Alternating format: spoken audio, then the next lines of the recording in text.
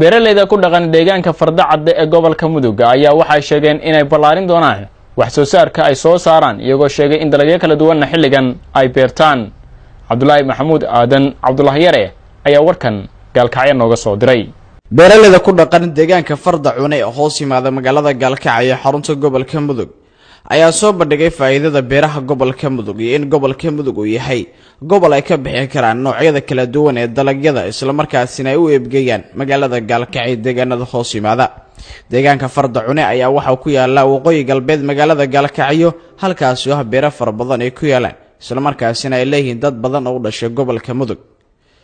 Garaad Gaas Dhunkal Axmed waxa uu ka mid yahay beeraleyda halkaasi ku dhaqan waxa uu leeyahay beero weyn oo ay ka baxaan noocyada kala duwan ee dalagyada. waxa beertaasi caanka ay ku tahay sisinta oo loo bedelo isla markaasina laga sameeyo saliida macsarada. waxaan safar ku tagnay beerahaasi marka hore waxaan ku hormarnay beerta ay leedahay xawacad isla markaasina ka mid ah beeraleyda halkaasi ku dhaqan. Garaad Gaas ayaa halkaas nagu tusay dalagyada halkaasi ka baxa. واسيتون عارف ميراث سو صاري ميراث سو قاصا سو دادن او دليا با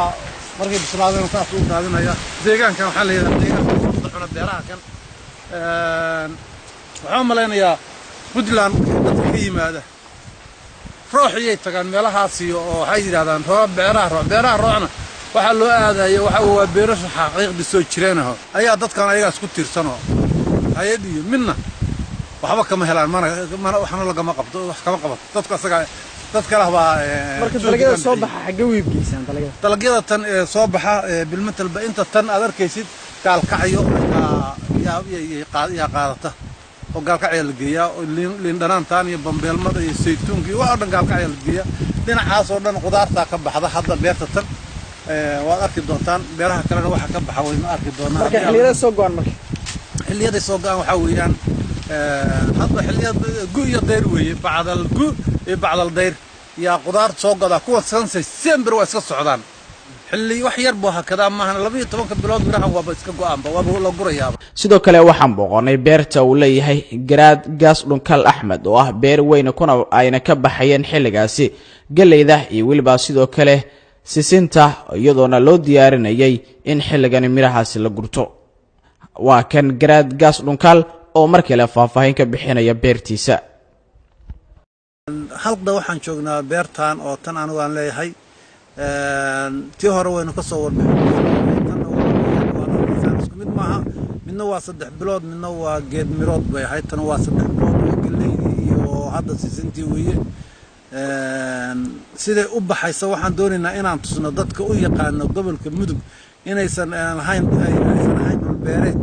waxaan rabnaa inaan tusno hadda sanadkii horena waa tusnay haddana waa tusnay sisintaan aad arkayso saa u mira saartay waa guul xagga koonfurta loogama isticmaalo xagaaga sisinta lama isticmaalo ma ay beertaan laakiin gu'iya xagaa sisintii ay u baxayso in la arko oo gobolka Mudug inuu yahay gobol beeraha aad iyo aad meelaha beertu ay beeraha beeraleyda ay u sarreyso in la arko horta waa muhiim oo la arko